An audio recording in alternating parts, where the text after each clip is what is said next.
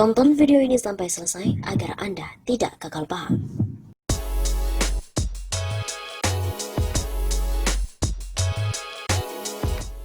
Buruh dan petani bergerak kepung DPR saat Jokowi pidato. Ratusan massa dari Aliansi Gerakan Buruh Bersama Rakyat atau Gebrak yang terdiri dari organisasi buruh, tani, mahasiswa dan perempuan melakukan long march dari Gedung Kementerian Ketenagakerjaan atau Kemenaker ke Gedung DPR MPR pada Jumat 14 Agustus. Massa rencananya melakukan aksi demonstrasi menolak RUU Omnibus Law Cipta Kerja di Gedung Parlemen. Diketahui Presiden Joko Widodo juga berada di Gedung Parlemen untuk berpidato dalam sidang tahunan MPR. Kita akan long march menuju Gedung DPR, begitu kata salah seorang perwakilan Gebrak, Nining Elitos, kepada redaksi CNN Indonesia pada hari Jumat 14 Agustus. Melalui pantauan sebelum melakukan long march, massa juga sempat melakukan aksi di Gedung Kemenaker.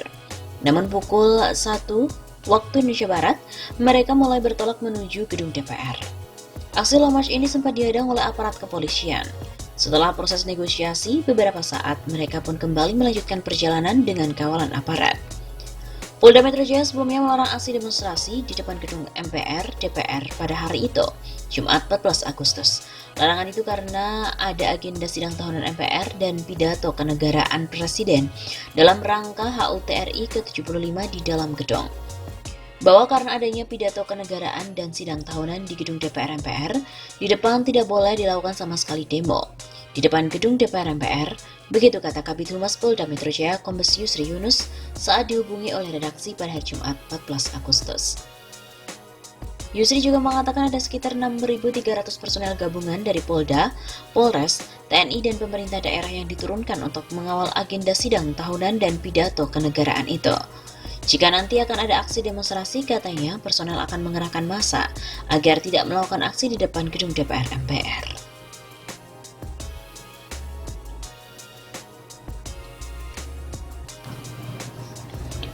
Mahasiswa dihadang kawat, massa buruh dan tani tiba di DPR. Ratusan mahasiswa yang menggelar aksi menolak Omnibus Law RUU Cipta Kerja dihadang menuju depan gedung DPR MPR pada hari Jumat 14 Agustus di Jakarta. Dari pantauan CNN Indonesia di lokasi, para mahasiswa ini berkumpul di Jalan Gerbang Pemuda. Mereka tak bisa menuju ke DPR MPR karena ruas jalan tersebut ditutup pagar kawat berduri. Mereka pun mencoba untuk menerobos kawat berduri yang dipasang oleh aparat kepolisian. Mereka ingin menyampaikan aspirasi penolakan RUU Ciptaker di depan gedung DPR MPR. Para mahasiswa ini berusaha menerobos paksa pagar kawat dengan menggoyang-goyang dan menarik pagar tersebut. Selain itu, mereka juga membakar ban dan spanduk. Mereka meminta aparat kepolisian untuk membukakan jalan agar bisa menuju gedung wakil rakyat. Sekian banyak polisi, tidak ada satupun yang punya hati nurani untuk bicara. Begitu kata salah seorang orator. Di sisi lain, massa dari Aliansi Gerakan Buruh Bersama Rakyat atau Gebrak yang terdiri dari organisasi buruh, tani, mahasiswa dan juga perempuan tiba di Jalan Jenderal Gatot Subroto. Mereka pun juga akan menyuarakan aspirasi di depan gedung DPR MPR. Saat mahasiswa tak bisa lewat untuk ke depan gedung DPR MPR, massa Gebrak tetap boleh berjalan sampai depan gedung Dewan Senayan. Sebelum tiba di gedung DPR MPR, ratusan orang dari Gebrak melakukan long march dari Kementerian Ketenagakerjaan. Mereka mendesak pemerintah dan DPR untuk membatalkan RUU Cipta Kerja. Polda Metro Jaya juga sebelumnya telah melarang aksi demonstrasi di depan gedung DPR MPR pada hari Jumat 14 Agustus. Larangan itu dikarenakan adanya agenda sidang tahunan MPR dan juga pidato kenegaraan Presiden dalam rangka HUT RI ke-75 di dalam gedung. Ternyata aksi tolak RUU Ciptaker juga terjadi di kota Surabaya dan juga Yogyakarta. Suara mereka sama untuk mendesak pemerintah dan DPR membatalkan pembahasan RUU Cipta Kerja.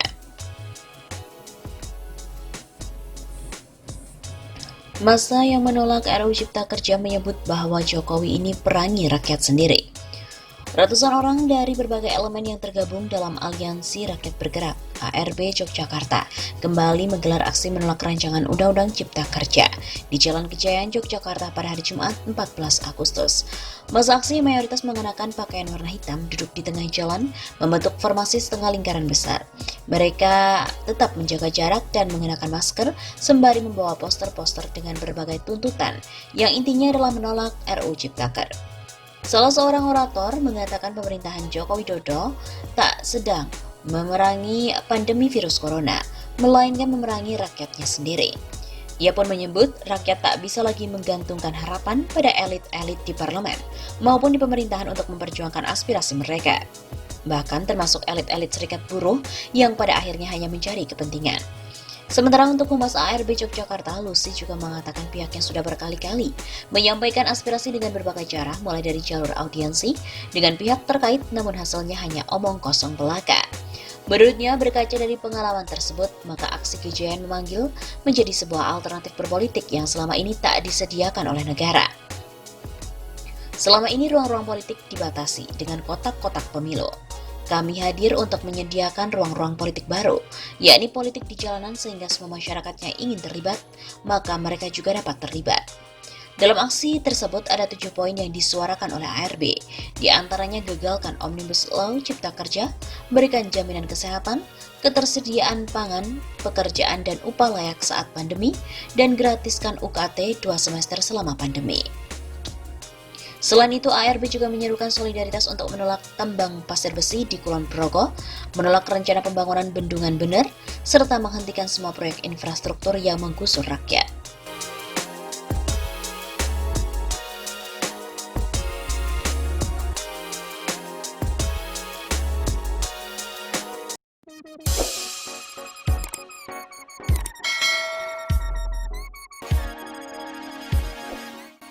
Hai gengs, Sobat Berita 051 Salva yang selalu setia menunggu kabar terupdate dari kami. Gengs, rancangan Undang-Undang Omnibus Law Cipta Lapangan Kerja di Indonesia menuai berbagai kritikan dari sejumlah buruh. Karena hal ini dinilai telah merugikan banyak buruh. Dan mereka pun mengancam untuk mogok kerja gengs. Serta pada hari ini, Senin tanggal 20 Januari 2020, buruh menggeruduk gedung DPR RI.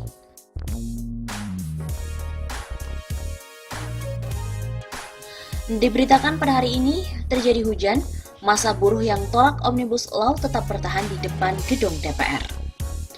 Massa buruh dari Konfederasi Serikat Pekerja Indonesia (KSPI) berunjuk rasa di depan gedung DPR mereka untuk menolak Omnibus Law Cipta Lapangan Kerja. Massa tetap bertahan meskipun hujan mendera. Pantauan dari redaksi Detikcom, hujan dengan intensitas sedang mengguyur kawasan Jalan Gatot Subroto, Jakarta sekitar pukul 11.25 waktu Indonesia Barat pada hari Senin 20 Januari 2020. Dan tak ada massa yang pergi meninggalkan lokasi. Wah, hebat bener nih. Orator dari mobil komando pun mengarahkan massa agar tidak meneduh. Dengan membuka baju, orator meminta massa tetap di lokasi untuk menolak Omnibus Law. Jangan takut dengan hujan.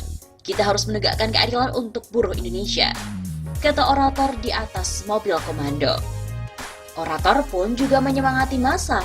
Lagu dan juga musik disetel serta massa menari dan bernyanyi-nyanyi bersama. Untuk berlindung dari air hujan, sebagian besar massa juga memakai spanduk dan jas hujan. Sebagian lainnya berdiri di jalan sambil basah-basahan. Polisi pun masih berada di lokasi untuk melakukan pengamanan. Aksi masih berlangsung dan spanduk yang bertuliskan menolak Omnibus Law pun masih tertempel di gerbang gedung DPR.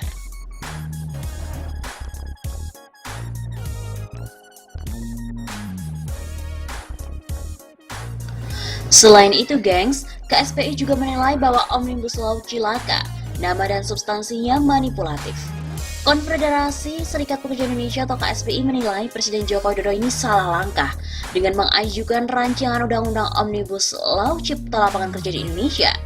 Sekjen KSPI Muhammad Rusdi mengatakan bahwa Jokowi salah strategi dalam menciptakan lapangan kerja dengan cara merancang RUU Omnibus Law lantaran telah diteliti menyengsarakan para buruh.